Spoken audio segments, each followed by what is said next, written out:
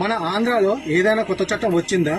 ఎందుకు అడుగుతున్నా అంటే, నేను కోదాడ నుండి మాచర్ల వెళ్తుంటే ఆంధ్ర తెలంగాణ రాష్ట్ర సరిహద్దు ప్రాంతమైన తంగేడ పోలీస్ చెక్ పోస్ట్ ఏదైతే ఉందో అక్కడ నన్ను బండి ఆఫ్ చేసిర్రు. ఆఫ్ చేసిన తర్వాత లోడ్ ఏంటిది, ఎక్కడ పోతున్నావు అని అడిగితే అన్ని వివరాలు చెప్పిన, కాగితాలు చూపించిన, అన్నీ ఓకే అయిపోయింది. స్టేట్ ఎంట్రీ ఇవ్వమని చెప్పి అక్కడ ఉన్న పోలీస్ సిబ్బంది ఒకరు నన్ను అడిగారు. స్టేట్ ఎంట్రీ అని ఎందుకు అడుగుతున్నారు, మీకు ఎందుకు ఇవ్వాలని చెప్పి నేను అడిగా.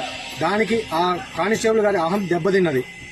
దానికి ఆ కానిస్టేబుల్ గారు ఏం చేశారంటే, నీ మీద ఏమైనా కేసులున్నాయా, నిన్ను చెక్ చేయాలి అని నా కుడి చేతి నుండి ఈ ఫింగర్ ప్రింట్ తీసుకున్నారు. సరే, వాళ్ళ ఉద్యోగానికి వాళ్ళ డ్యూటీకి నేను ఏ ఇబ్బంది కలిగించలేదు, ఇచ్చా.